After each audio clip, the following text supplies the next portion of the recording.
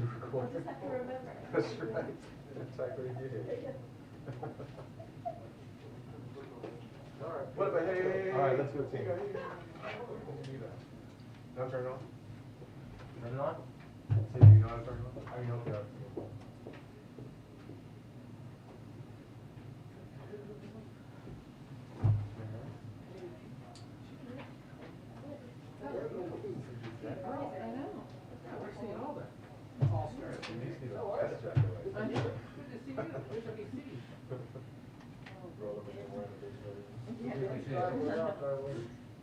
Yes, sir.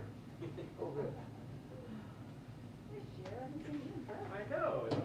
You're the only person that really know about post contact. You'll have a new. This is the only seats they call post contact in here. So. Oh, I know. Like, yeah. I met the company, so that's great. She'll be on the plane? She'll be on the plane. Excellent.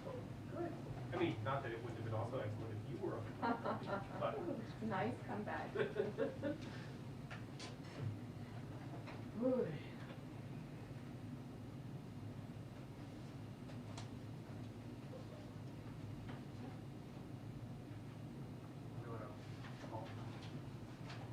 Well, I saw the advisor said his remarks start like noon or 12:30 or something. So my guess is maybe it's 9 a.m. or 9:30. Not bad. Not like today. Did you see today? It's like 2:30. Yeah, for like Paris was like. Oh, you going to do it? That's how it is. And the whole trip is dangerous. I know it is. It's awful. I mean, it's Don't be afraid of the sun. There is no nice hotel to stay in. Well, she spent several hours opening it and just which I'm sure is enough.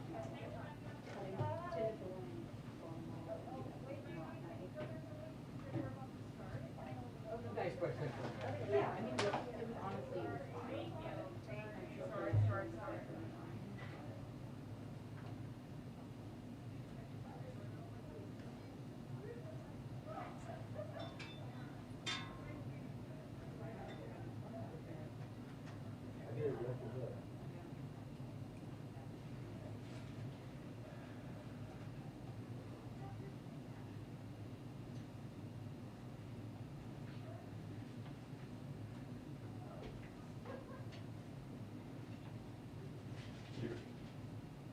Five, four, three.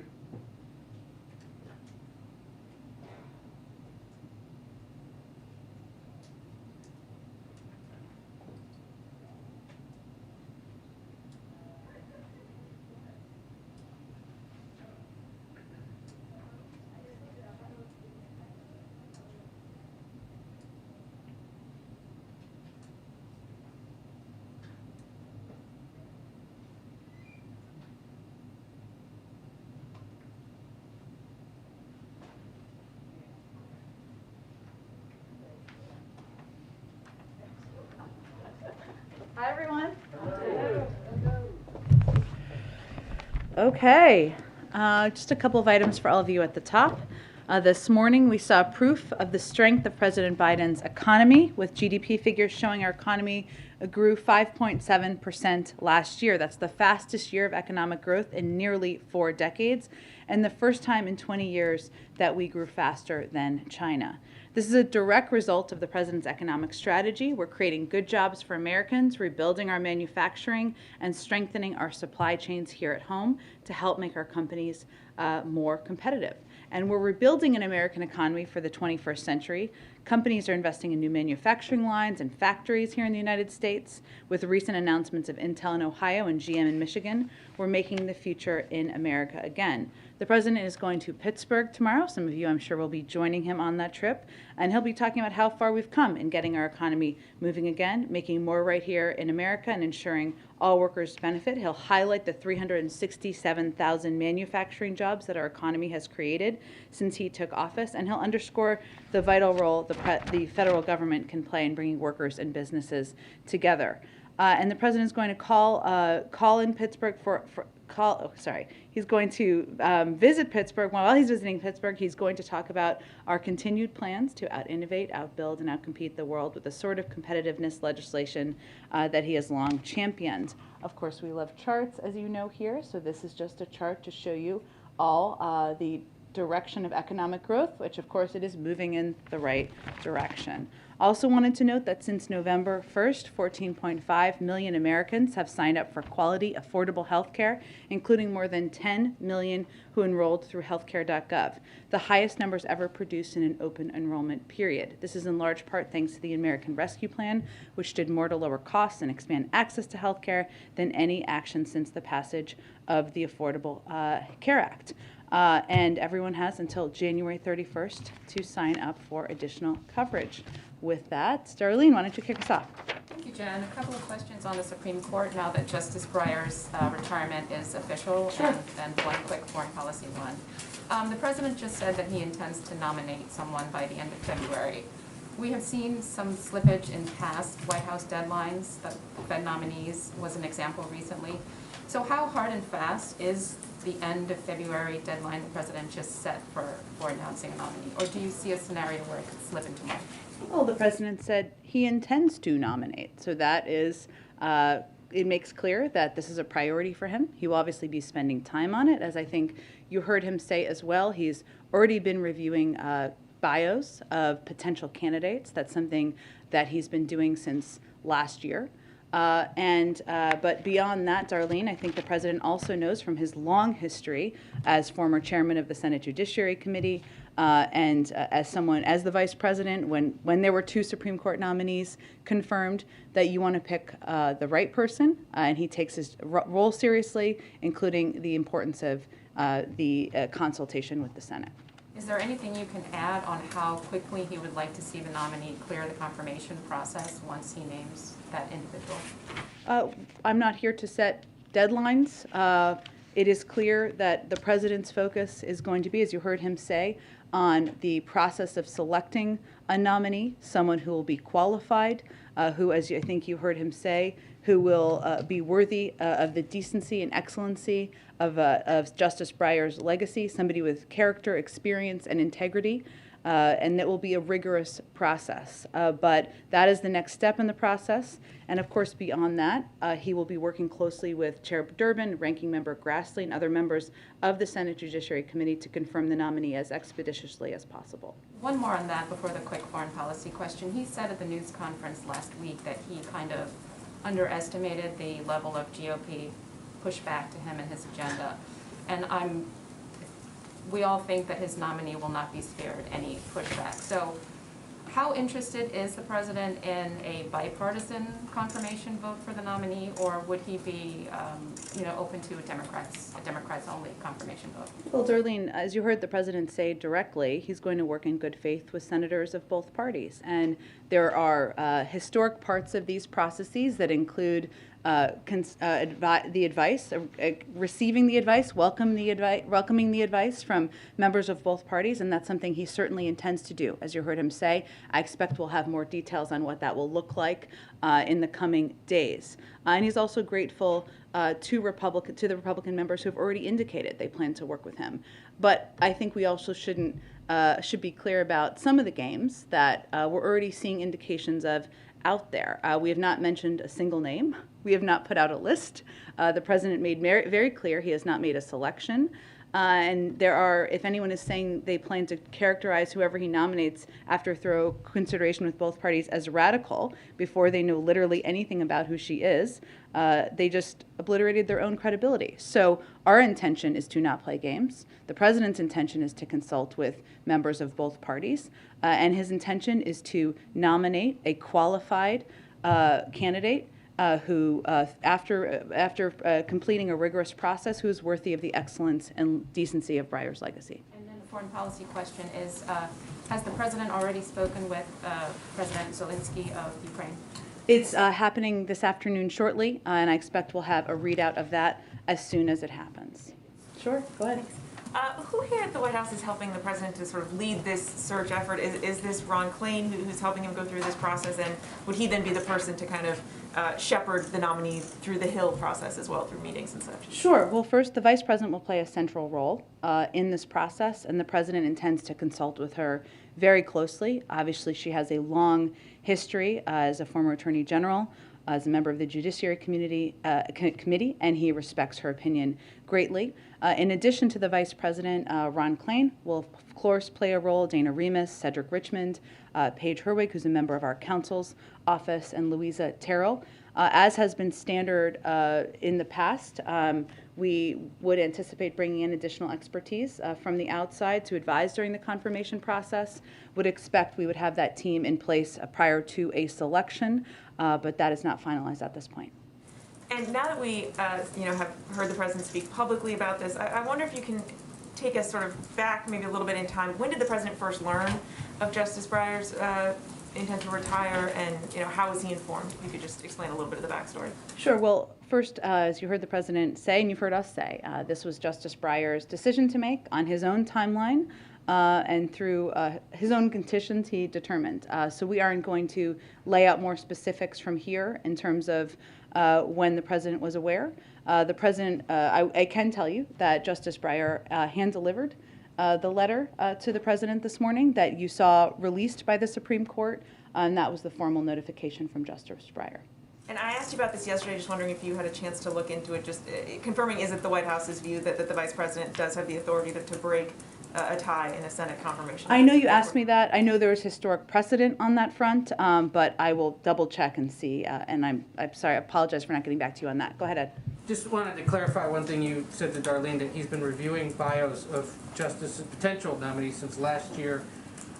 I think for those of us who covered the campaign, it may have been since the transition, no? That he's been reviewing bios? Since the campaign, actually. Yeah. Since the spring of 2020, when he said that he was going to get a short list. I'm aware of when he made that comment, of course, but in terms of when he's been reviewing bios as president, since last year. Now, he was inaugurated last year, so, but he did, as Jen just noted, make a commitment on the campaign, which you heard him say he absolutely intends to deliver on, which is to nominate the first African-American woman to the Supreme Court.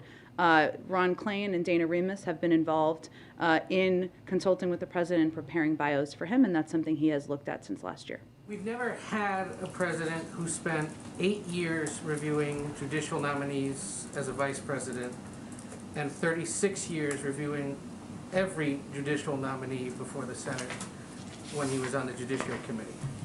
What does he bring to this process as now president that other presidents perhaps haven't, given that experience? Well, without comparing to past presidents, what I can tell you he brings to the role is an appreciation for the solemn importance of his responsibility as president, and a recognition of the historic role that this process plays, including the importance of selecting somebody who's eminently qualified, which he has every intention of doing, and consulting with Democrats and Republicans in the Senate. He is somebody who, and I think you heard him say this, that is why I think he wanted to convey very clearly that this will be a rigorous process, that he wants to seek a candidate who's worthy of the excellence and decency of Justice Breyer's legacy, that he will meet with potential nominees, he will study their records carefully, and he is going to take all of the advice he can get. So what he brings to it is experience and also a recognition of the solemn importance of the role any president plays in selecting a nominee to serve in a lifetime appointment on the Supreme Court. Go ahead. Jen, can you detail some of the groups that the White House or perhaps the president will be speaking to outside of the White House, or that they have already spoken to this point as he goes through the process of coming up with the best possible candidate for the court? Sure. We will be consulting with a range of groups. Obviously, we just announced the justice's retirement today. I can get you more details on that, I expect, in the coming days as that process commences. Presumably there's been some of those conversations have already taken place, I imagine, in some form, right? So could you take There us are behind, certainly what does it look like getting to this place? You knew an opening could exist at some point. Certainly, and as you know, Peter, there are a range of groups that have been preparing for the potential for a vacancy on the Supreme Court. I will just reiterate that the President's view has always been that it is up to the decision of every individual Supreme Court justice to determine when they will resign or when they will retire. And that is how he has asked all of us to conduct ourselves. But there have been a range of groups out there who have been compiling their own lists, especially given the President's commitment to nominating an African-American woman, the first to ever serve on the Supreme Court. And certainly we have been consulting and will continue to consult with them about their views. Let me follow up on the foreign policy question. I know you'll give us a readout at some point, but obviously the President goes into these calls with an expectation of what message he wants to deliver. So what is the President's message to the Ukrainian President today as we witness this continued buildup of troops along the Ukrainian border of Russians? Well, I would view this call as part of regular engagement with the Ukrainian government. This will be the third time the President and President Zelensky have spoken in just the last few weeks since December. They'll discuss the latest diplomatic and deterrence efforts with Russia. The President will reaffirm the United States' commitment to supporting Ukraine's sovereignty and territorial integrity and our commitment to nothing about Ukraine without Ukraine. But this is more of a check-in call than it is a call where there is a specific announcement being delivered. Has the White House changed its assessment? Has the Biden administration changed its assessment that a Russian invasion is imminent? Well, I would say that we have said since last week that we have seen preparations and buildup at the border and that an invasion could come at any time. Our assessment has not changed since that point. And then can you just talk about, last thought on this topic, which is one of the complicating factors here is that Russia is now surrounding Ukraine from a variety of different places, right? They're not just on the east, they're on the north, they're on the south as well. They're in Belarus. So can you describe how that complicates the decision-making process now, or what challenges that poses for you, and just the fact that they are now in a third country in Belarus, what message that sends to the United States? Well, I would say there's a couple of ways we look at that, Peter. One is, as you know, we're continuing to strongly encourage U.S. citizens who are in Ukraine to depart Ukraine because we watch closely, and while we don't and we're not predicting what President Putin may do, we certainly are watching closely the buildup of tens of thousands of troops on the border, and also the fact that we want to ensure there are ample ways for American citizens to depart Ukraine should they decide to leave Ukraine. We're certainly encouraging them to do that. The second impact, I would say, is that we're in close consultation with our European partners about their own security concerns, and certainly in close consultation with them and our NATO allies who are in the region and in surrounding countries about what security needs they have. And that is something they are watching closely. As you know, we announced just a couple of days ago that we have 8,500 troops at the ready as part of a NATO force. That would be a decision made through consultation in the NATO alliance, not by the United States, but certainly they're all watching the buildup and the movements of troops by the Russians. The number remains 8,500, though, for us for today. Correct. Okay. I would point you to the Department of Defense if there's any updates, but not that I am tracking any changes in that front. Go ahead. How soon do you expect to have a short list for the President of the Supreme Court nominees? I expect we will have a short list. How soon? Sorry. I can't give you an exact prediction of that. I will note, Steve, that the President has been reviewing bios, so I'm not going to define what that being the short list, but I will tell you that he has already started reviewing potential candidates. What's your time frame for getting someone confirmed? Would you like to have it done by June, or what are you thinking? As expeditiously as possible, Steve. But the President also notes, and I think this is important because I know there have been a range of calls out there for a timeline. His view, and this goes back to Ed's earlier question, this is a nominating someone to serve in a lifetime appointment on the Supreme Court. We want that to happen as expeditiously as possible, and we will call out games as we see them. But the President's focus is on nominating the right person. He said he intends to do that in February, and then working closely with the chairman and ranking member from there. Do you expect him to only consider sitting judges?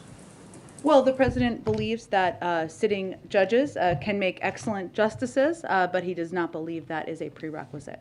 Last thing on Ukraine, Russia says it needs time to review their U.S. response to their demands and will not rush to conclusions. Is this a thawing at all, or is this a positive thing? What's your interpretation? Well, I think as you've heard our Secretary of State and our National Security Advisor and others convey, We don't know if the Russians are playing games on diplomacy. We hope not. And our intention, we are certainly pursuing diplomacy with a level of seriousness and an intention in leaving that door open and pursuing that path should they be open to it. But they have conveyed they're reviewing what was sent to them, and that's a part of the diplomatic process. And as you heard our Secretary of State say yesterday, he anticipates he'll speak with his counterpart, Foreign Minister Lavrov, soon. Go ahead. I noticed today David Axelrod tweeted out a series of votes for previous Supreme Court nominees that were nearly unanimous in the Senate. And the president Glory today, days.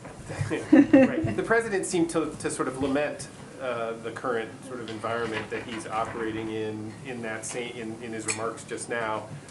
Have you talked to him about that? And is there, this sort of gets to an earlier question as well a little bit, but is there a desire on his part to try to find a way to pick someone who could have the broadest possible appeal, and what's his sort of attitude about, you know, after all these years he's pursued the presidency, he's been vice president, now this is his one opportunity to do this, and he's in this moment in Washington where, you know, that's very unlike the environment that he spent most of his career in.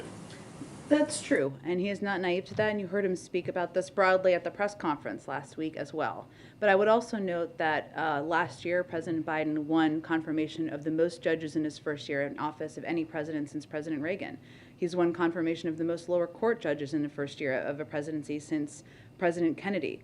He has nominated and confirmed more African-American women to the circuit court ever in history. The number 8 that he has nominated and confirmed is more total than ever in history. So I would note that even in the environment we are living in, a divisive environment at times, where if you take voting rights, for example, where I know I've said this a lot, but it's a good example, 16 senators who have supported voting rights in the past don't support it now, we have still been able to make historic progress on moving forward judicial nominees. His intention and his focus is not on navigating out the legislative game playing. It is on selecting and nominating an eminently qualified African American woman to serve on the court. And he will work closely in good faith with Democrats and Republicans on the process to consult them in advance and then to move through the confirmation process. But that is how he's going to approach it. And the question of whether or not that person could earn support from Republicans isn't likely to be an influencing factor as he picks among the possible qualified candidates? Well, I don't think we should buy into that game playing, and I don't think the president believes that. You know, if you look at what the president has committed to, nominating the first African American woman, it's been over 230 years, as we know, since the Supreme Court came into being. A black woman has never served on it.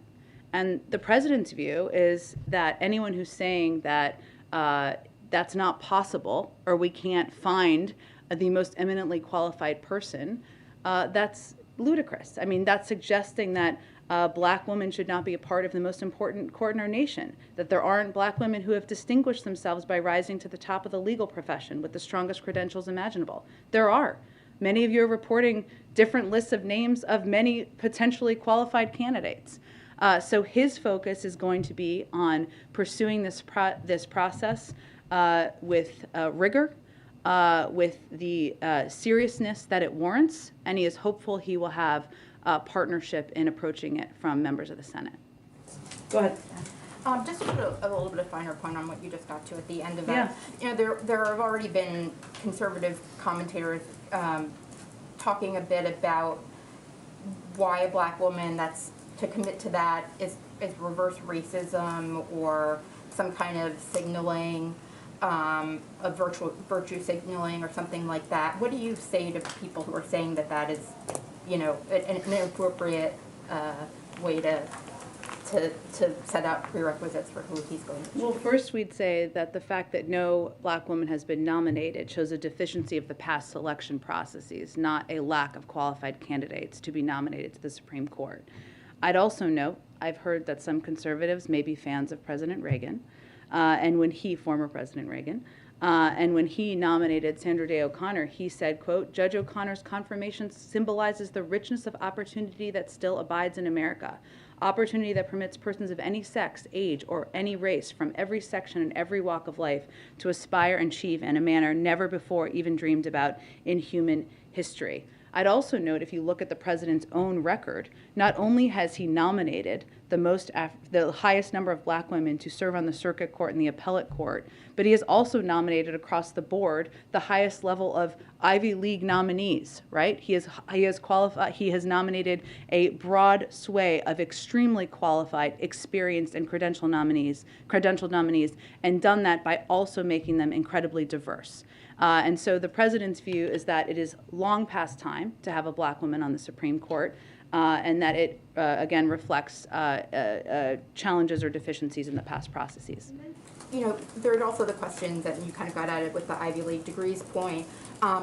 Is the president thinking about diversity of background? So people who maybe have worked in civil rights work, or who didn't go to Harvard or Yale Law School, or another criterion, is he thinking about their age, and to what extent can you say sort of what ballpark he's looking at there?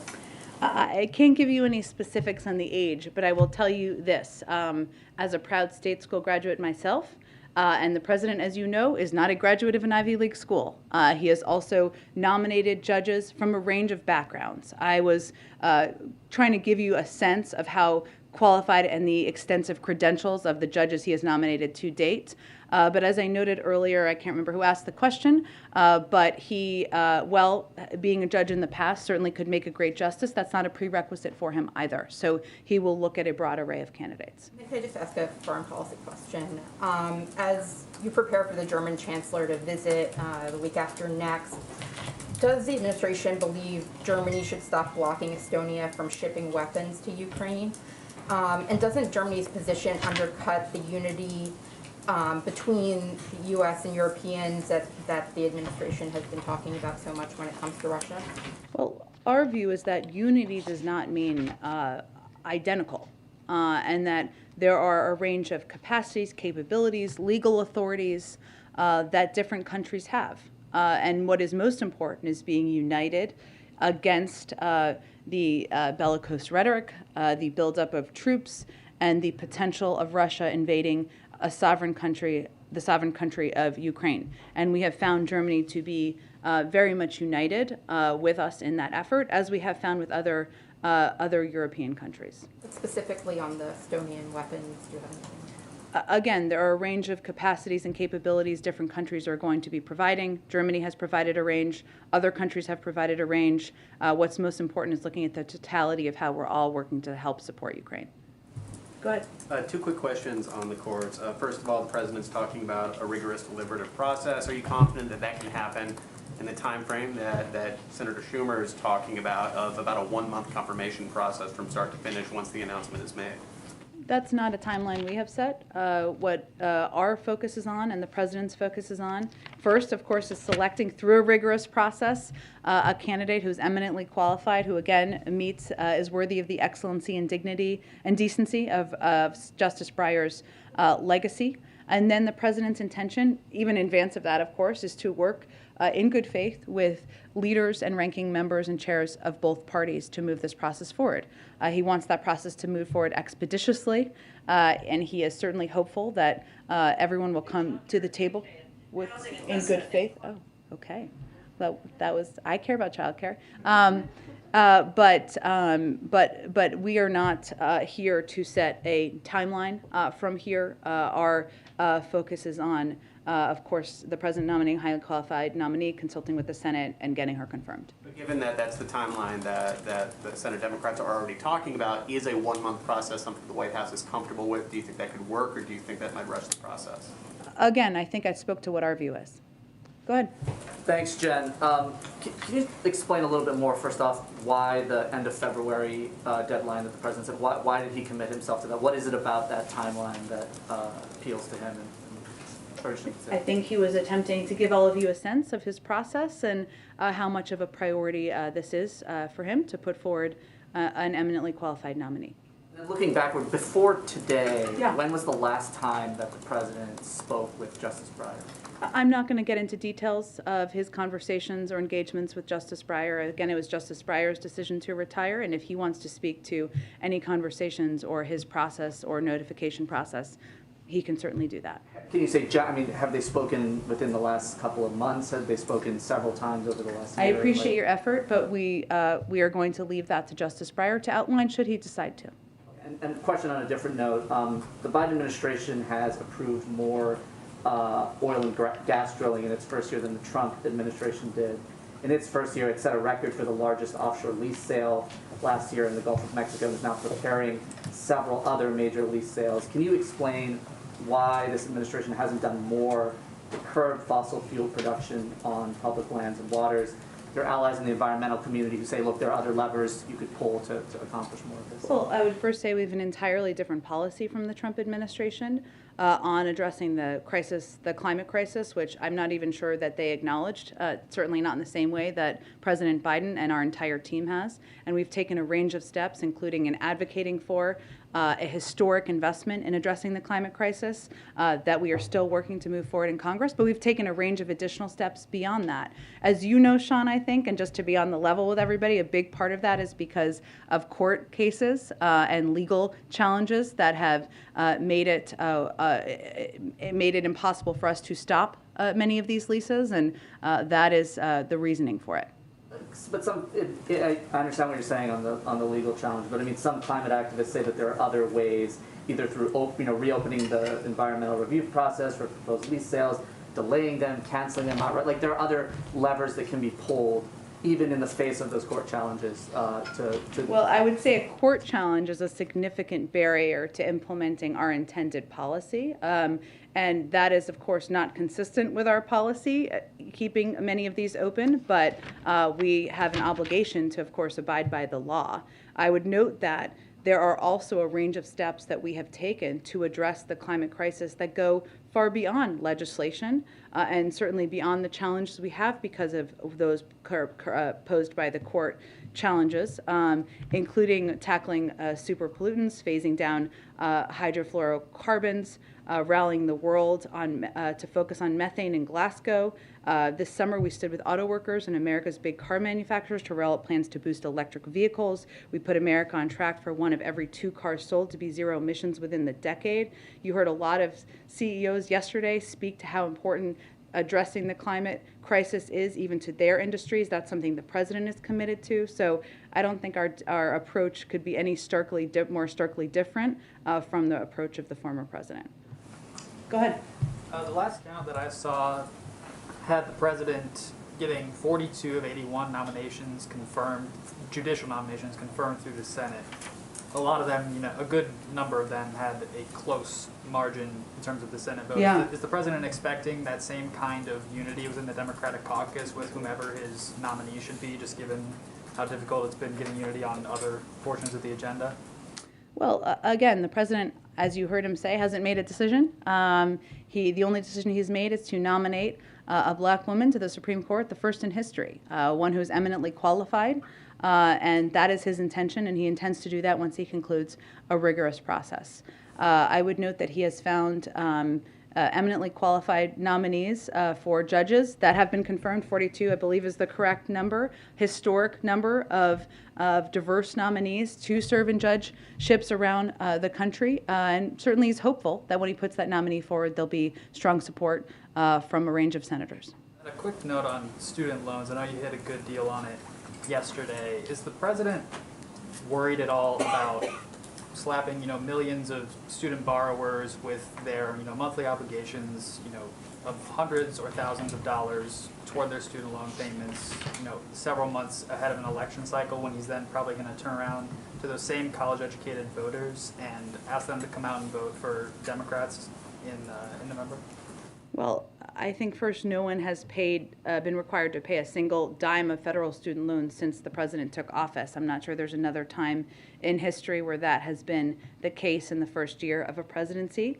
At the same time, our economy is seeing one of the strongest recoveries in history, and the president has also taken historic steps to provide relief and he's canceled $15 billion of student loans during his first year in office. Obviously, as we get closer to the timeline in May, we will have to make a decision about what's next. And we've obviously been clear on what we're preparing for, but the president's going to make these decisions based on what we're seeing in economic data and what we feel is certainly needed at this time in the country. What would you say to borrowers who look at, the 11, I think the $15 billion number was one you shared yesterday, of debt that he's canceled so far, and they say, he can cancel that debt, why can't he cancel my debt as well, if they're not in the particular groups and classes of borrowers he's canceled for? I would say if Congress sends him a bill to cancel $10,000 in student debt, he'd be happy to sign that into law. Go ahead. I got two today. Lawrence Tribe told Real Clear Politics yesterday that he'd likely stand by his past comments that a vice president can't break a tie to confirm a SCOTUS nominee. I know you said you were going to check on the specifics yesterday, so I was just wondering if there's an update on where the administration stands on this. Oh, Mary just asked that question. It's okay. I'm happy to get back to you if we have a legal analysis from here. Okay. And then on COVID, we've seen an effort from a few other countries to include a push for living a healthier lifestyle as part of its pandemic response. There's been studies indicating efforts like weight loss could help prevent some of the more serious effects of COVID-19. Why isn't the president included a push for healthier lifestyles in his COVID messaging in addition to pushing Americans to get vaccinated? Well, first, we rely on the advice and guidance of our public health officials on how to best protect yourself from hospitalization and death from COVID. And we know that the most effective steps anyone can take are to get vaccinated, get boosted, wear a mask, and those are the steps that we're certainly focusing on. If they decide those are steps that are warranted and have a huge impact on outcomes, and they want to share those, we'd certainly echo those, but we really refer to our public health officials and experts. So that hasn't been advice from the public health officials that the president's been speaking to? Again, we do briefings with our public health officials every week, multiple times a week, and I think what's most important to note is what we know is most effective, which is getting vaccinated, getting boosted, wearing a mask, and those are the components and the steps that we're really focusing our attention on encouraging. Go ahead. Thank you, Jen, so much. I have a quick follow-up on Peter's question and Sure. then two more, if I may. If the United States and Ukraine are so close together, working together in close coordination, why does the White House say an invasion is imminent and Ukraine say it is not? Well, I think I just said that our assessment is the same as it was last week, which is that we're watching, obviously, tens of thousands of troops build up at the border. We can't get in the mind of President Putin, but obviously an invasion could happen at any time. But we have not made a prediction of that. The president has not made a prediction of the timing. And again, we'll let others assess what tens of thousands of troops at the border means. And yesterday, Ukraine and Russia sat down for the first time in a long time, along with France and Germany, without the United States, and they agreed to keep the ceasefire in eastern Ukraine and talk again in 2 weeks. Mm-hmm. Does the White House believe they can bring peace without the United States being involved in the talks? Yeah, we fully support international efforts, including the Normandy format, which is what you're referring to de-escalate the situation and negotiate a diplomatic resolution to the Russian-led conflict in eastern Ukraine. We stand ready to support any sincere efforts at progress from all sides, and of course this is a positive step. One more, Jen. Besides the crisis in Ukraine, this week alone, ISIS launched the biggest attack in Syria in years, beheaded a police officer in Iraq. In a video again, the UN chief said Afghanistan is hanging by thread. People are starving and freezing after the United States left the country. So is this what American leadership or America back look like? And can you say this is a winning foreign policy? There was a lot racked up in that question. What is your question exactly? I'm asking, we see things happening with ISIS that we haven't seen in years, launching big attack in Syria, in Iraq. We see people in Afghanistan hungry, starving, freezing.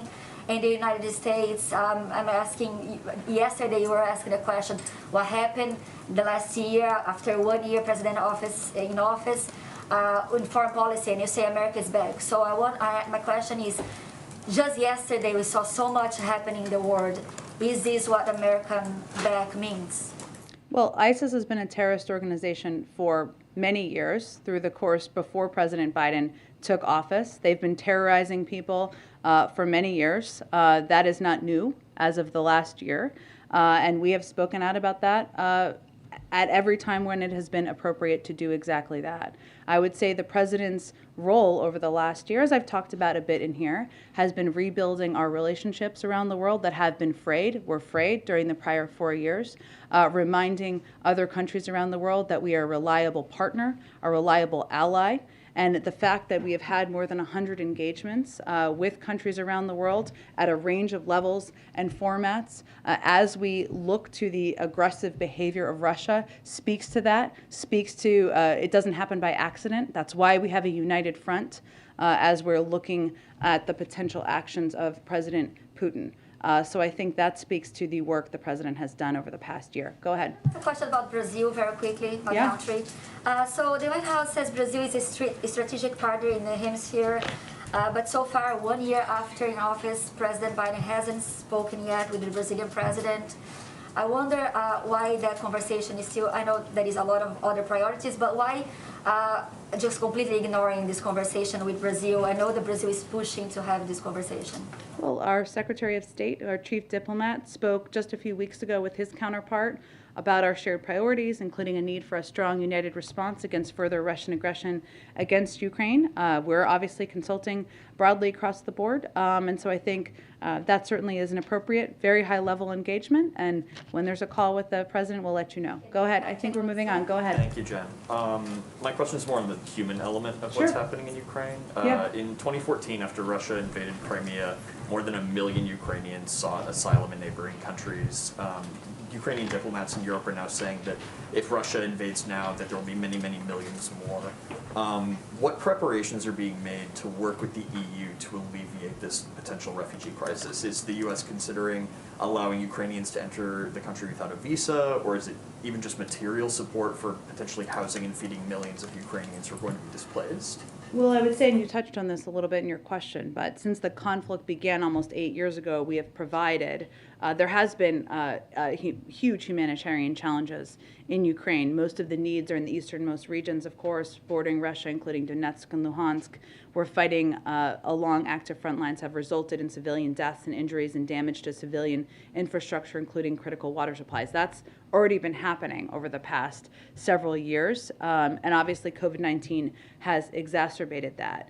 USAID has a disaster expert in the country who's monitoring the situation closely, coordinating with other donors, assessing the evolving humanitarian needs of the Ukrainian people, and liaising with partners to determine what steps may be needed. Now, obviously, if Russia invades, that could create and exacerbate existing humanitarian needs stemming from these years of conflict. And we have, over the course of the last 8 years, provided more than $51 million to vulnerable communities across Ukraine, including nearly $141 million from USAID, food, safe drinking water, shelter, emergency health care, winterization services.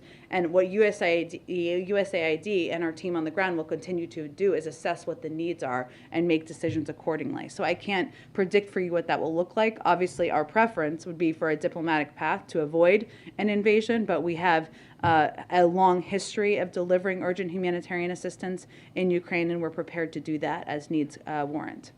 More broadly, what lessons did the president learn after the fall of Kabul, which led to its own refugee crisis? What did he, I guess, learn from what at the time was viewed as kind of a fumbled response initially to hundreds of thousands of Afghans seeking to flee the country? As it relates to Ukraine, or just in general? As it could potentially be applied to Ukraine. Well, I would say ending a 20-year war that was failed, where we were spending billions and trillions of dollars every month and every year, is a very different circumstance than what we're looking at here, which is the buildup of Russian troops on a border in Ukraine. This doesn't involve U.S. troops in Ukraine, right? So very different circumstance. I would say what we're applying, I would say, let me take it in a slightly different direction.